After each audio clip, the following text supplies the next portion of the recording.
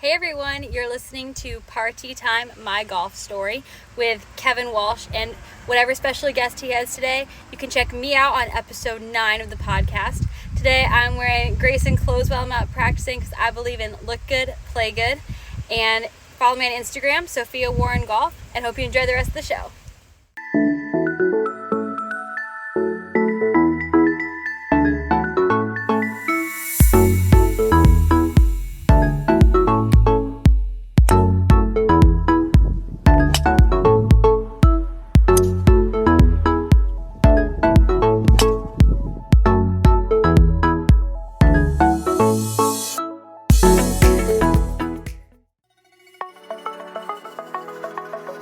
It's Party Time, My Golf Story, brought to you by Party Drinks.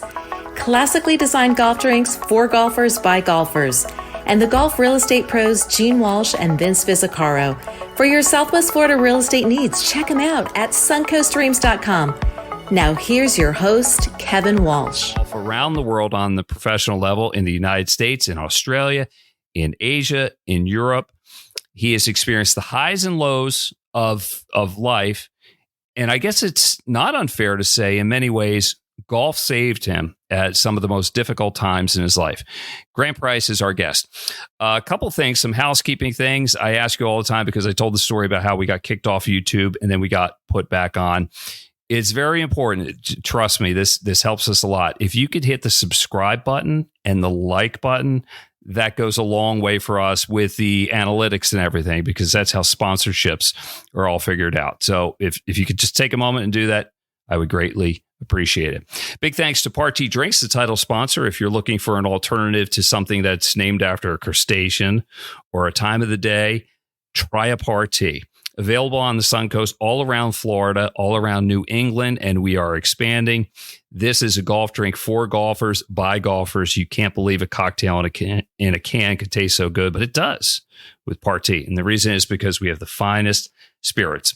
And if your dream is to live in on Florida's Sun Coast in the greater Sarasota area or anywhere in Southwest Florida.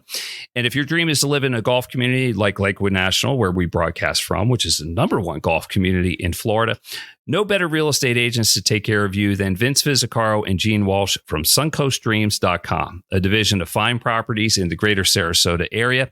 The information on them will be scrolling across the bottom of your screen, as well as many other things. All right, let's bring in the man of the hour, Grant Price. Kevin, how are you? I'm doing great. It's good to see you again. It's been about a month since I caddied for you. Was I any good, or was I a bum on the bag? You let me know. Be honest. No, you were great, man. Of course. Are you kidding me? No, for sure.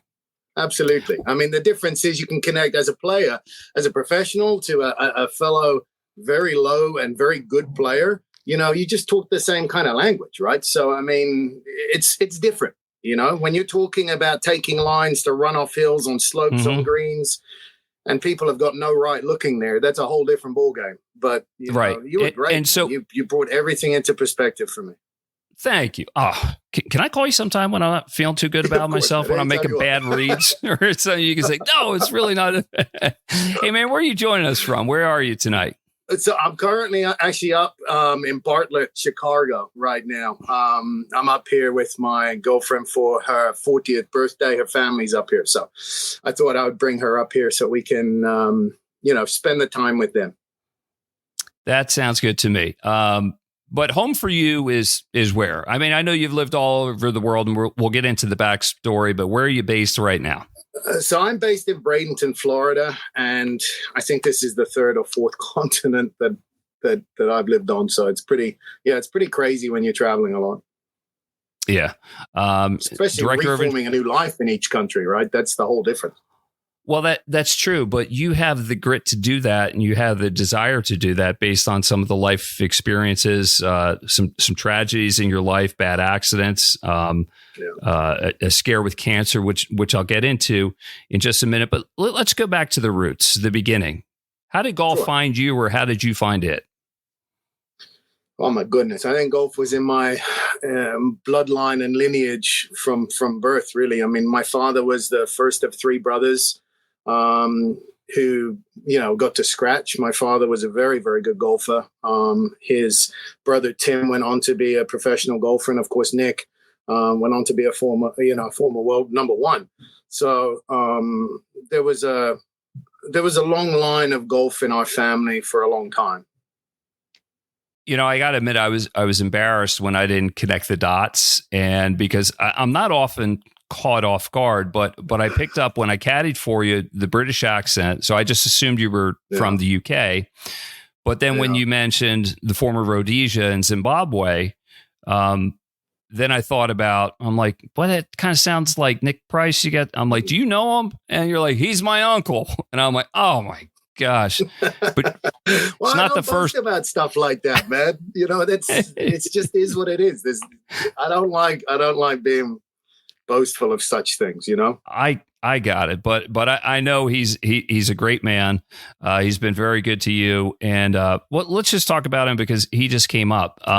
All I hear about Nick Price is what a great guy he is, and you told me he's all that and more. What's your relationship like with him?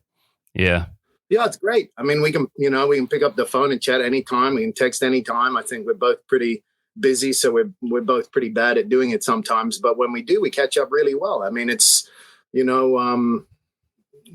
mean, he really is as good as everyone says, if not better. So I mean, it's hard to explain. I mean, he really is that good a guy.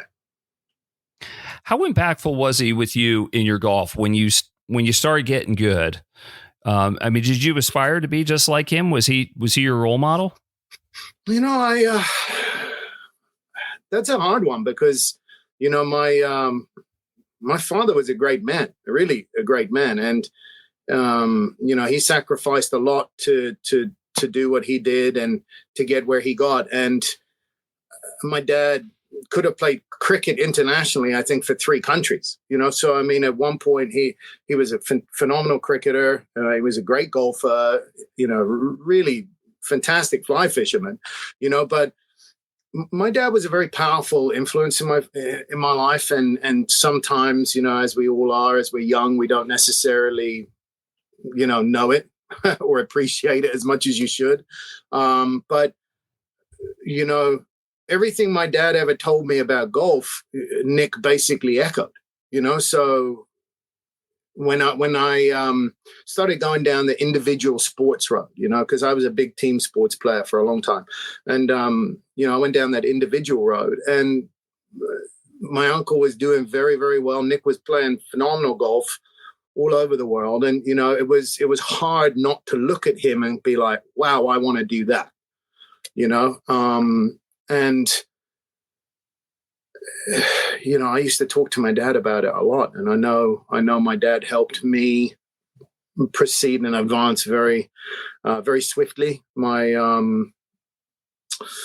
mom and dad used to do everything to get my brother and I to sports and to make sure we were fully engaged in what we did. And any questions, any time, they were always there for us. So it was looking at my father and looking at his little brother succeed and looking at how strong my dad was and looking at how powerful Nick was on the golf course. And I was just like, I really want to do that. I'm kind of fed up with team sports and, some of the politics that go with it. Grant Price is our guest here on Party Time, My Golf Story. Brought to you by Party Drinks. If you're looking for a great drink alternative on the golf course, try Party. And if your dream is to live in a golf resort or a golf community in Southwest Florida, no better golf pro real estate team than Gene Walsh and Vince Vizzacaro from SuncoastDreams.com, a division of fine properties in the Sarasota area. So born in Zimbabwe, but primarily raised and educated in Britain. What was that like? Correct. It's hard for me. My brother remembers a lot more of Zimbabwe than I do. I remember from all the pictures my family shows me, I get all those flashbacks in the brain. But, I was young. I was school age when we moved to England. My, civil war had happened in Zimbabwe. And,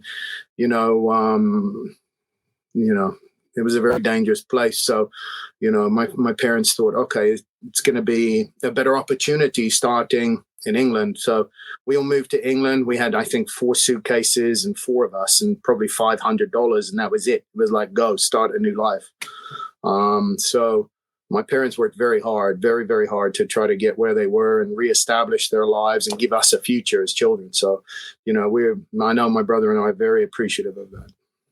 So when did golf really hit you? When did you start getting into it? And when did you think you were good and then maybe you had a future and you wanted to try the professional ranks? That's a tough question. So my dad, used to take us to the pit, the pitch and putts, the little par 3 courses, and we would go out there, my brother and I, and he would show us what to do and how to do it. And we just kind of whack around and, 11, 12 years old. And we were into all the team sports, So I think I really kind of got over and past all the team sports, but about 15, 14 and a half, 15. And then I really focused on golf. And in that time, in 3 years, I got to not only representing county levels and national level amateur golf, but, getting to play some of the really big events, which was, it was fun. I mean, I didn't think anything of it. I kind of sacrificed everything for golf, so I was at the golf course all the time. My parents would drop me off and I'd be playing from sun up to sundown. So this is the life of a competitive golfer. It becomes an obsession. If it isn't, it's not going to work, right? I couldn't agree more. I mean, I used to not want to come home until the sun was down. I would sit in the parking lot when it was dark, waiting for my parents to pick me up. And I knew they were on their way. And I'd always stay close to the clubhouse. And, the members were always very good. They'd stay around and look after us as junior golfers. And it wasn't just me. It was, it was all the junior golfers, So I was very fortunate to grow up in that kind of golfing community at a Royal Golf Club. So we were, it was really fun. And I even remember when I started driving, I'd go into the parking area, put the headlights on and hit golf balls in the car lights, and just walk out there and try to find them. We had a little shag bag and that's what we did. So, I mean, it was, it really, I think when you get bitten by the bug, it's tough, man. You're all in. Oh, no question about it. So when did you turn pro? How old were you? So I turned in 2000. I think I was 23 when I turned pro. Did you feel ready? I mean, be honest about that. Or did you just feel like now's the time? But what I'm trying to get at, did you have the confidence like this is going to work? I think everyone's always a little trepidatious when you set out on that journey. You're always a little uncertain, a little anxious, but you're motivated, right? And when you're motivated and you want to do stuff, you find a way to do it. And I don't know if anyone ever knows if they're ever ready or not. You just play your game, right? I mean, let's be honest. It's like, coming down the last 9 holes of a tournament, you're in contention. You don't really think about other people. You kind of live in your little bubble and you just do what you do, and you hope you make enough putts. And that's kind of, it's kind of how it was, just set off on it and try. Is there just a massive stark contrast between high-level amateur golf and then professional golf, even at like the lowest levels of professional golf? Just the attitude of the players, how you're received. What's your experience? Yeah, I mean, there's a huge difference. When you start doing something and you change from fun to financial, there's always an impact. And some of my friends that I was then competing against, they were, should we say, not as friendly as they once were. And then, of course, you always have your circle and you can, phone them up and you chat and you say, hey, well played, or they give you the call or whatever. And you're shooting text messages and chatting and catching up and, messing around. And you have those friends. And then you've got the ones that you were, that were in your circle. And all of a sudden now it's like, well, you're taking money away from them. And attitudes shift, stresses shift. And there's a lot of stressors in professional golf, and I know you know that. Oh yeah. It's game on. I mean, some guys they're literally fighting for their next meal, and there's only one pie, and there are a lot of hands grabbing at the dough there.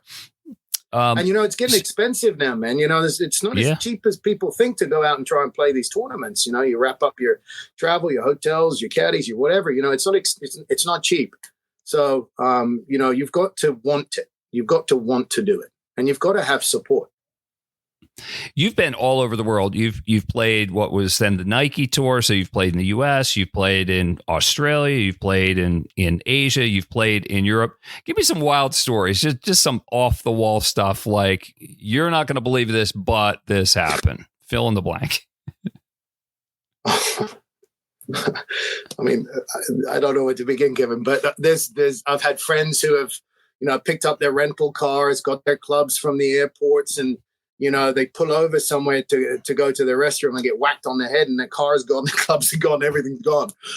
So I've had that one. I've got, probably one of the craziest things I've ever seen was I was playing a tournament in Spain, and alongside this long par three, it was like 235, and it was always into the wind, and it was always off the left. And on the left-hand side, there were cliffs.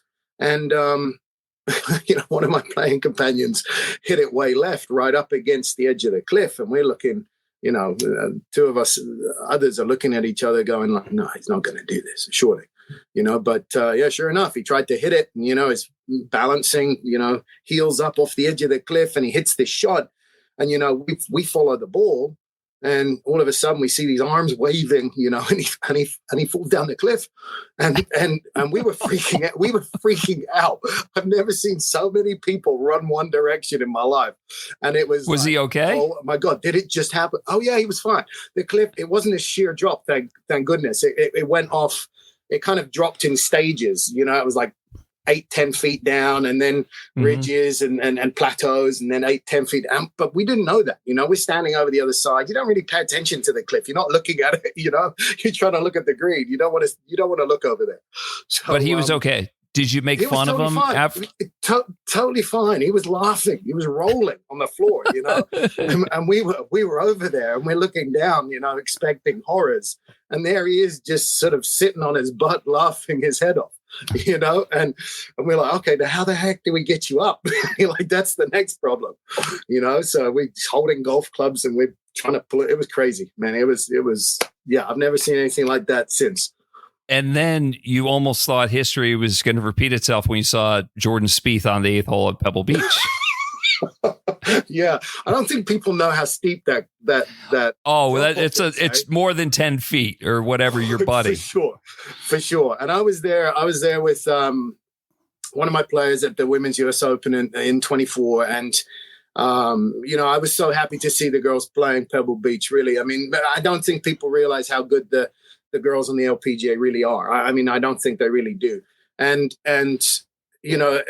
I got close enough to that edge to not want to get any closer, and to see. I think it was Jordan Spieth, wasn't it? Play that shot, and it was Jordan Spieth. Yeah. Oh my goodness, I was like, this could go wrong very quickly. And when he hit it and he balanced back, I was like, oh, thank goodness. Yeah. But that took some serious skill. Let me tell you something. That was not an easy golf shot that he pulled off.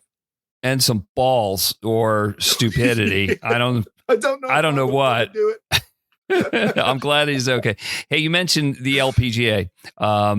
Two names that I want to talk about. I'm just going to preview it a little bit. Jessica and Nelly Korda, your relationship with them and the work that you did with them. But tell me the hole-in-one story.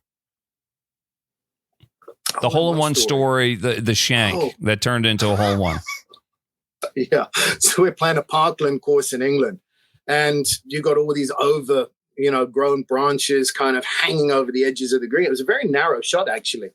And my playing companion, I mean, he semi shanked it. I mean, he hit it so far off the heel, it didn't even look like it was going anywhere near the green. And it goes off into the trees, and, we're kind of like shell shocked that he hit the shot, because he was pure when he never missed the middle ever. And apparently this one time he did. And, ping pongs off into the trees, and he's looking very disgruntled on the tee, and sure enough, all of a sudden his ball pops out on the green and it rolls up into the hole. He made a hole in one off a woody, like ping ponged off the tree. It was ridiculous. I mean, I've never seen anything like that either.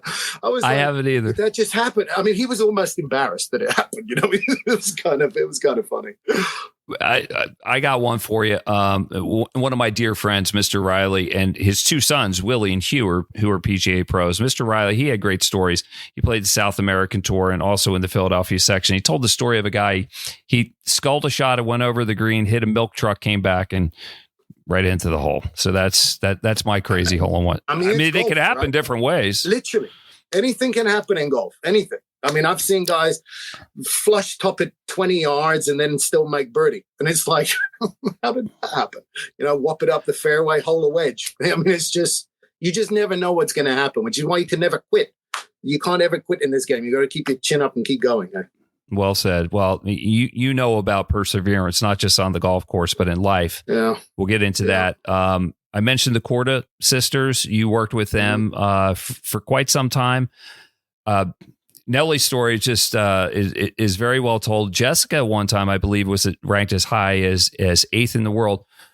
What is it about them, aside from being great athletes and having a good pedigree with mom and dad being professional tennis players? But you would know better than anyone. What was it like working with them? That was a blast. It was so much fun. I mean, they've got so much feel and so much talent. I mean, how could it not be fun? But I mean, they do have an incredible pedigree. I mean, they were always working. Even the rest was active rest. They were always conditioning themselves, always working on preventative maintenance. They were always, looking at the big pictures, looking for the bigger tournaments, trying to take steps forward to greater goals, and not necessarily get caught up in the little stuff. So I know Peter was very, very instrumental, as was Regina. They're fantastic family, and they produced 3 professional sports children. So I mean, what more can you say? I mean, obviously it works. Do they just have the burn? Is that just in them? And will you tell me, with competitive golfers, can they be motivated, or it just always comes from within? I mean, there's always a drive. I think. I mean, there's always a I can do better motivator, and they hit their rough patches the same as anyone else. I mean, there's times where people just like, I just don't want to play. I want to quit. I don't want to do it. And then they kind of imagine their lives without it, or they take a break and they're like, no, I've got to keep doing this. And, the girls they've just tremendous talent, number one, tremendous patience, number two. Even if they get, I mean, I know Jess had some times where she was a little hot-headed, but I promise you, she was a very, very level young lady and woman when I was with her, and they, I mean, they can feel the differences of ounces, grams, just no problems, and when you're that connected to your tools of your trade, I think. Making those micro adjustments, those little 2-inch or 1-inch movements in the backswing or the takeaway or the whatever it may be, balancing in the feet, they just gravitated to the adjustments. They knew what they were looking for. As soon as you say, "Yep, that's what we're looking for," they knew what it was. They knew how to move towards it, and they knew how to move to that direction. And I think just about anyone in that professional space to that level has that ability. Yeah, they're just playing a different game than the average golfer would ever know, because they're so in tune with their bodies, they're so in tune with their equipment, they're so athletic, they're so driven, and that's why they're as good as they are. You have another student that did you want to finish something? Well, I was just going to say, and they also know when to disconnect. I mean, as amateurs, they stay attached to the shot and the results way too long. As professionals, of course, we're looking for results, but ultimately your process drives your consistency and your result pattern, right? So, can we modify that? Can we use equipment and flight scopes, TrackMan, whatever, can we use all that stuff to our advantage these days? Sure. And there's an abundance of shafts out there now that can accommodate just about anyone. But, you know, you still have to have the feel. It's all feel. And you mentioned like weight. Like I'll never forget the story about Tiger Woods when they made him 3 identical drivers and he said, no, this one's off. And then they weighed it, and like the difference in weight between the 1 and the 2 was like the weight of a dollar bill. Just take a dollar bill, hold it in your hand. Who can feel that? I mean, nobody can. Jessica could actually feel that. We actually tried it with her, you know, blindfold, and she could put a dollar bill on the top of a driver and she could feel it. You know, so I mean, it is possible. Was that because of the Tiger story that you tried that? No, Jessica did it before anything. I even knew about the Tiger story. You know, and I know that sounds sheltered, but you know, I mean, I was just impressed that, you know, the ability to pick up on such a small thing. You know, when you start changing weights in the bottom of your drivers and the back edges and whatever, you can feel them for sure. But, you know, I mean, a dollar bill really isn't a lot. Yeah, I don't think I could feel the difference. I think I have good feel, but I don't think I could feel that. That's why my name is not on my golf bag like it is on other people. Let's talk about your playing career. You were on a pretty good run. And then something very unfortunate happened. You were involved in a serious accident in Portugal. What happened? Yeah, you know, so I was fortunate enough to work with David Leadbetter under him to try to change my game and develop. And I was fortuitous enough to play with Justin Rose out at Lake Nona, you know, now and then. And you know, the games really started under David's tutelage, you know, or instruction, sorry. You know, it really started to turn, and I went back to Europe and I got on a pretty hot streak. I shot my tournament low was 62. So, you know, I could go low, and I learned how to go low because of David. You know, I sort of struggled to break past that sort of 4 or 5 under mark before, and you know, found a way. So that was really exciting for me, you know. And yeah, unfortunately, when I was over in Portugal, I got run over by a car one evening after celebrating one of my friend's engagement parties. I just played golf that day, shot a pretty low score, and then got run over as a pedestrian that night. You know, the police report indicated between 45 and 65 miles an hour impact speed, and I was a pedestrian. So yeah, it hurt. The car then tried to reverse on top of me twice, and it did. So the tire came up over here, just underneath my chin. Fortunately, not on my neck. It was right on my sternum and on my rib cage. And he just rolled up over my left arm, up onto my chest, and stopped, and then rolled off, and then, you know, rolled back up and rolled off again. And all the time I'm trying to push off with this arm, and I'm shouting, you know, help and stop in as many languages as I knew at the time. And, you know, I remember rolling my head off to the left and just watching him drive away, you know. But I had some crazy experiences from that. Yeah, you know, were, how long? And physically.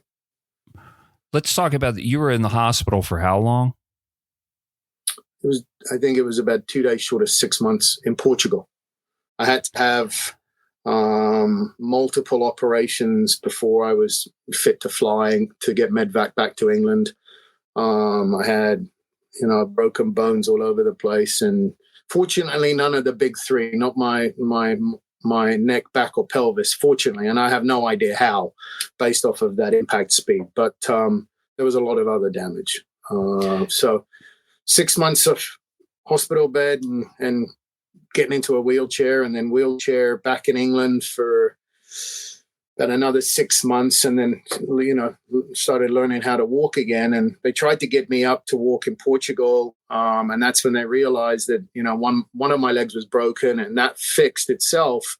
And then as I tried to stand up on the other, they realized that I had a gastrocnemial tear of nearly 4 inches. It was 3.8 inches, I think, and that was 8-10 weeks after the accident, to let the other leg repair.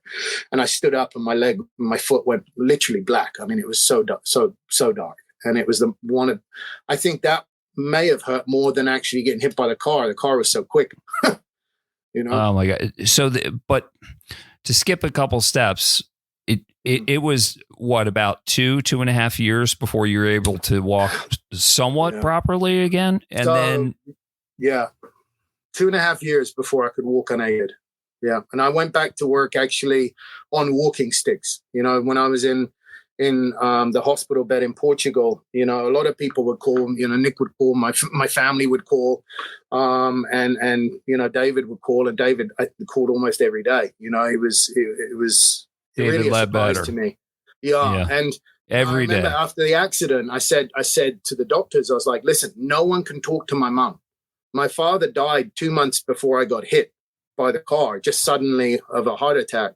And so she nearly lost half the family in 2 months.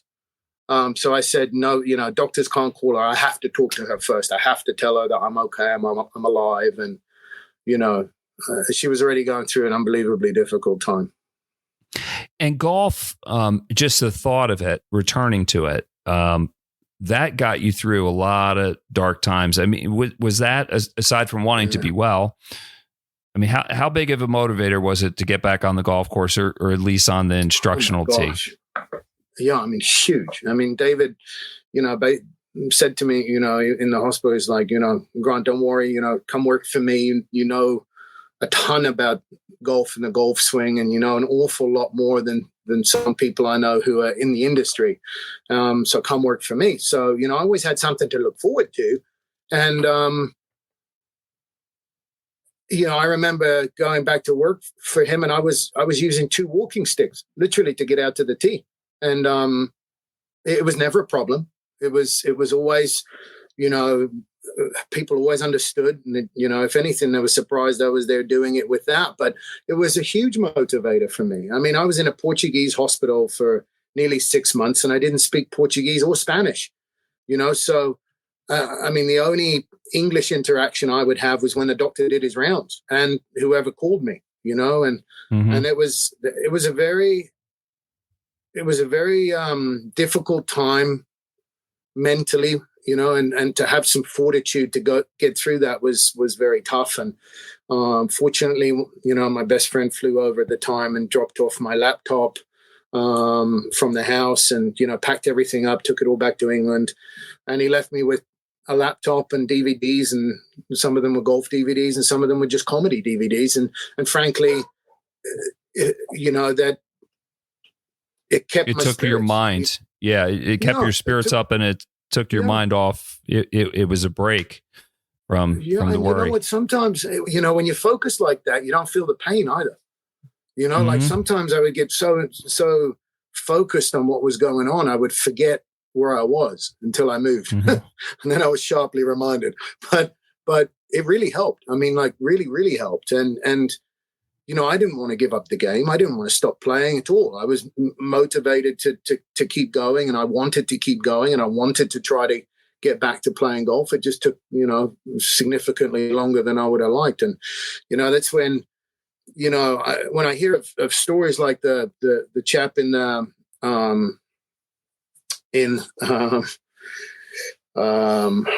what is it? The cycling in Paris at the minute. Talk to me about that. I just blanked. Somebody that was injured in an accident. Yeah, cycling accident, and he's you know, he's competing in the Tour de France, and 8 months after he got hit, he hit a bus, you know, and the pain, just learning how to walk again. Kevin, I can't even explain it. I mean, my hat goes off to all the, you know, all the injured people in the world who are learning how to walk again. It's a very painful experience, hey? Very painful. Well, you would know.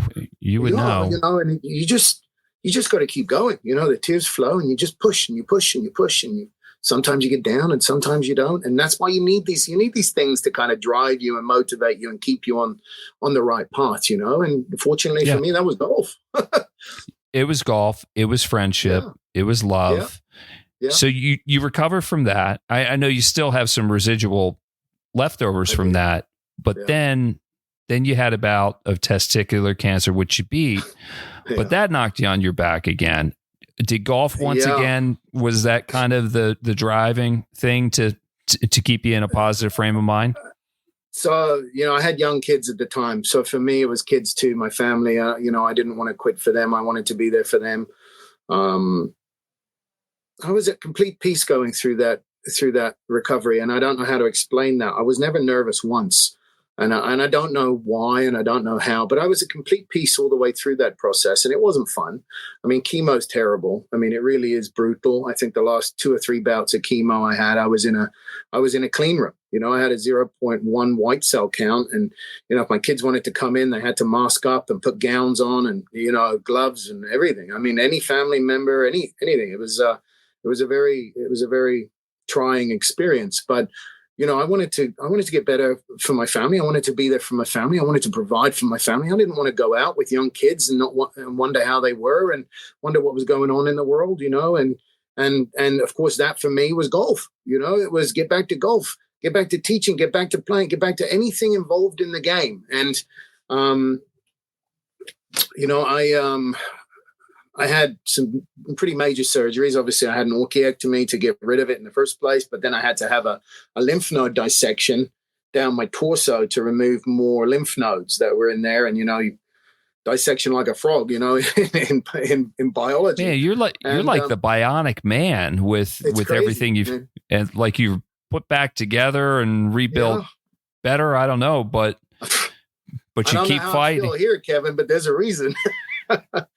Yeah. Well, you have the fighting. Go ahead. You have the fighting spirit. That's what I was going to say. But also the attitude that things are going to get better. This too shall pass, Kevin. Right? This too shall pass. And when you face adversity, sometimes it's crushing. And I think the first time you ever face it, it's probably crushing for everyone. And then you learn how to handle it. Right? I mean, there's perspective when you start looking at the bigger things and you say, okay, well, I just want to survive it. Number one. Right. And then I want to get back to golf, and then I want to get back to providing for my children. I want to see my children grow up, and the one thing I really had that was a blessing through all of that was I had a lot of time with my kids. I spent a lot of time working and going through chemo and going through cancer. I spent a lot of time with my children, watching them grow up when they were little. And I probably wouldn't have had that if I was just working the whole time, So I'm sure it must have been very difficult for my then wife, to watch that and watch me go through that and watch the kids go through that. But my family was a huge motivator for me, and getting back to golf to provide for my family was a huge motivator also. And I don't think I've ever done anything without looking towards the game of golf. I mean, it's truly embedded. It's who you are. It's your purpose in life. Yeah, and the perspective you have, from being hit by the car and then dealing with cancer. Well, you tell me. I'm not going to put words in your mouth. Do you feel that gave you the perspective you appreciate having to have gone through it? Never want to go through it again, but it gave you just a greater appreciation for all you have in life. Does that sound about right? Yeah, it does. I mean, there was, how do I say this? It's almost like one prepared for the other, So like there was this preparation effect to that. You had to learn patience. You had to learn resilience. You had to learn to fight, and prepare you for the next battle. And I think we all kind of have that. And I think that's why we need to push. And then, when I was recovering from that lymph node dissection, I was unable to work for a good long while. But, I remember going out and sitting with Jessica and Nellie at the Ritz-Carlton in Sarasota on the back range in a cart. And I could sit in the cart and I could still work. I could still critique. I could still do things. I could still help. And that felt like it gave me purpose. Right. And it was and then Jessica won 2 tournaments while I was working with her, the Pure Silk Bahamas. I remember that one. And she was talking about, coach, I had cancer. That was me, and kind of made me weep a little bit when I heard her talking about me, that it was very touching. And then she went on and won another one. I think it was the Airbus after that. Right. So she, I mean, it it was nice to see that I still had a purpose. Yeah, and the satisfaction of knowing that your help helped them achieve the success that they've been longing for and striving for their whole lives. I want to talk about one of your other students. The name isn't as familiar as the Korda sisters, but the score, I'm sure most people have heard about the 57. Cristobal Del Solar. Del Solar. Yeah. Okay, crazy swing. Okay, just YouTube it. All right. Did you work on that swing, or did you just, like Jim Furyk's dad said, just that's your most natural swing, go with it? What was the experience with Cristobal? So, well, we met at IMG. Cristobal came over to IMG. I was coaching out at IMG at the time, and he just had a great attitude. You know, there's a few players that go through there, and you can spot them, and you can see they're going to be good players. You know, I mean, there was Pan, there was Emiliano, you know, there was Rick Lamb, there's Cristobal, and there's tons of others, you know. But yeah, he's a very unique swinger of the golf club, you know. And there's a few things I think that were his real fingerprint. And I think if you were to attack them, or you to modify those, you would have done more damage than good, you know. And he always had great feel. He always had great rhythm. He always had a great attitude. Sometimes it was a little bit too bold, but obviously, you know, you can't score low without being bold and aggressive. So, you know, when you're young and you don't get scared of stuff and you just keep pushing, you know, it's hard as a coach to watch sometimes, but it's actually a very positive skill set to have, to know, you know, see someone pull a 3-wood and rip it 280 at a pin tucked right on a par 5.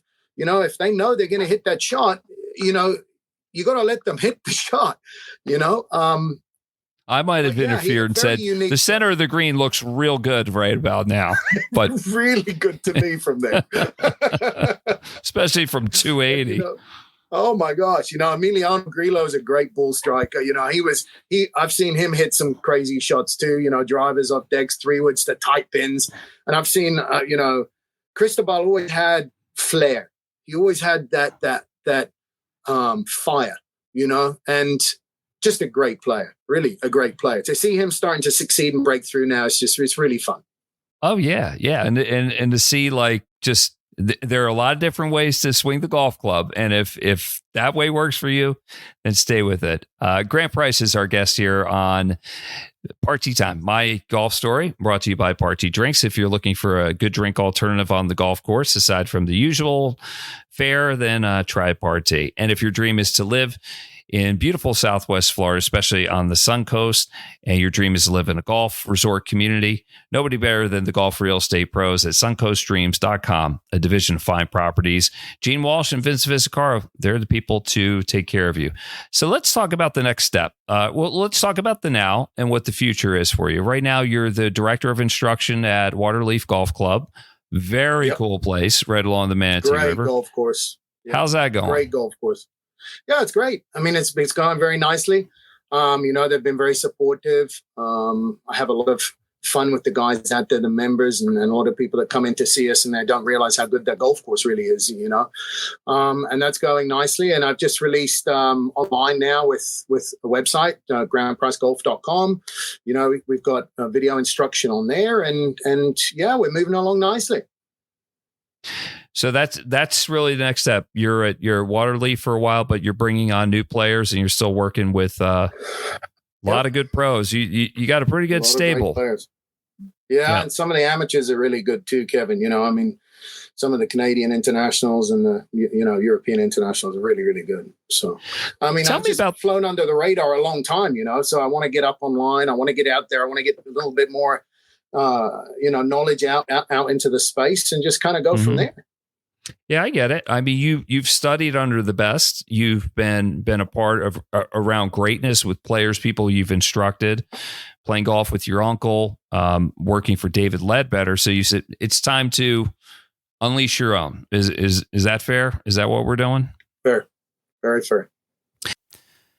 Do you think, Grant, with your website and just how golfers are consuming golf, learning golf now, is the internet like the stepping in point before like the actual lesson on the tee? Is that how it's going? Is that where the game is?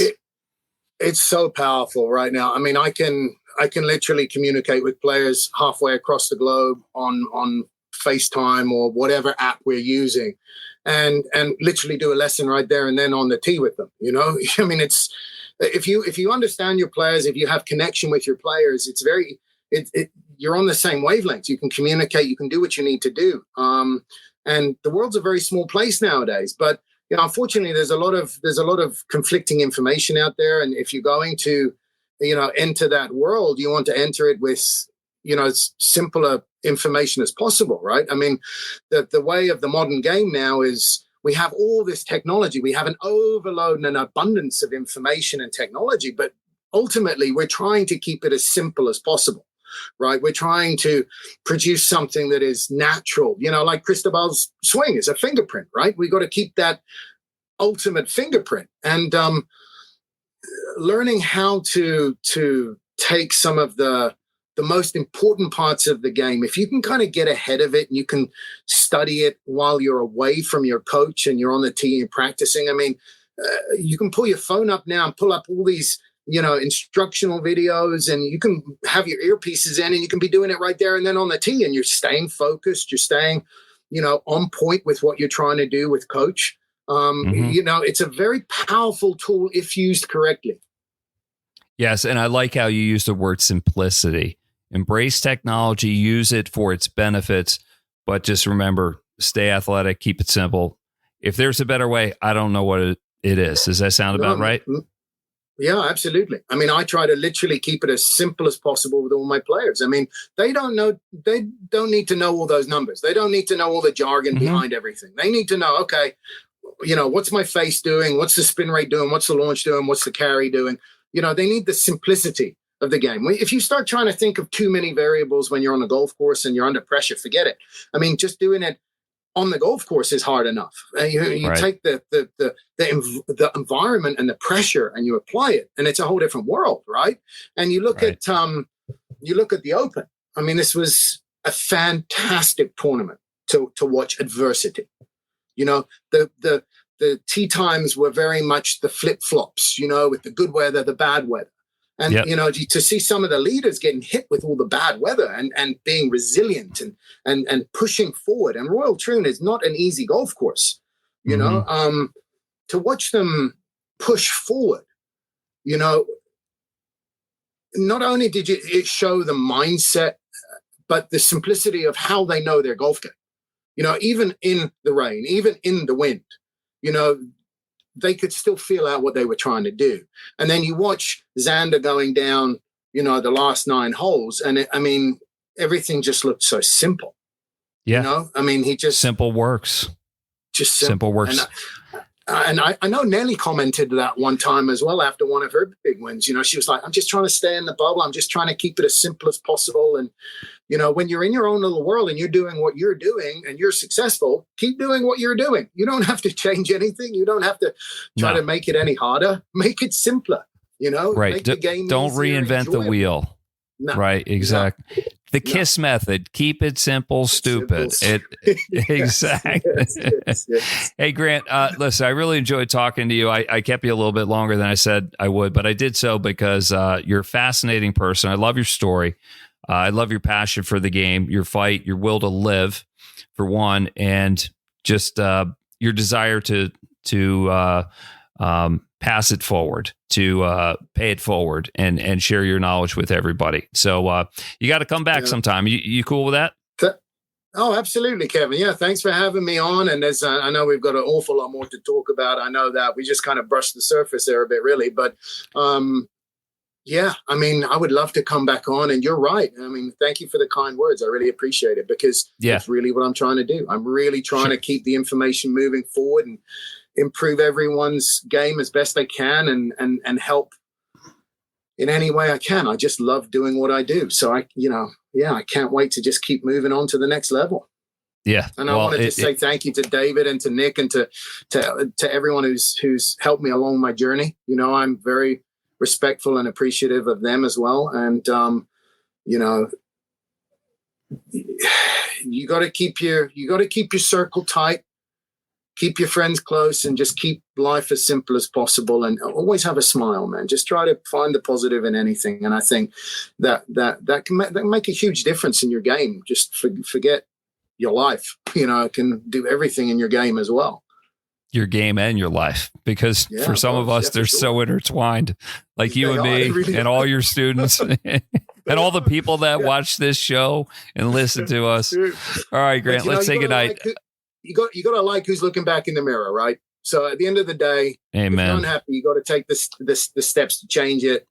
Be happy, smile in the mirror, like who's looking back, and just enjoy life. I mean, I've nearly lost it so many times that I'm absolutely determined to try to see the silver side of the clouds. You got to see the shining light and just enjoy it. Yeah, and let it come from within you. Let it shine elsewhere. And you would know better than anybody. You have all the credibility in the world.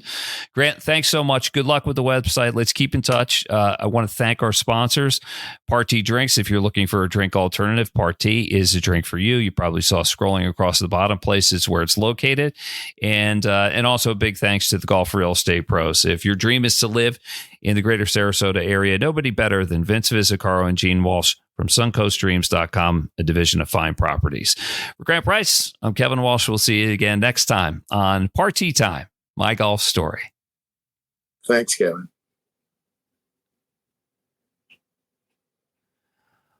Okay.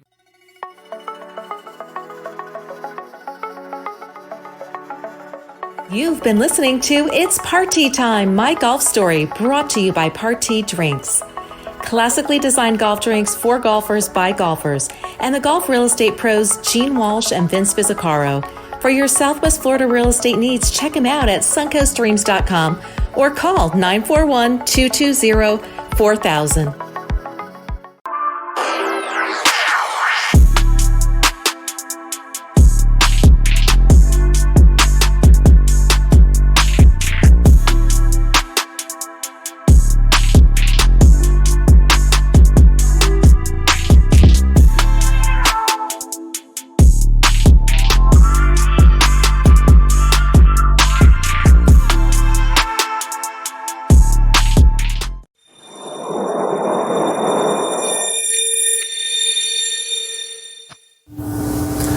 This is Vince Vizzacaro and Gene Walsh with the suncoastdreams.com real estate team at Fine Properties. We've helped hundreds of families find their dream homes in golf and resort communities in Lakewood Ranch, Bradenton, Sarasota, Parrish, Venice, and the surrounding areas.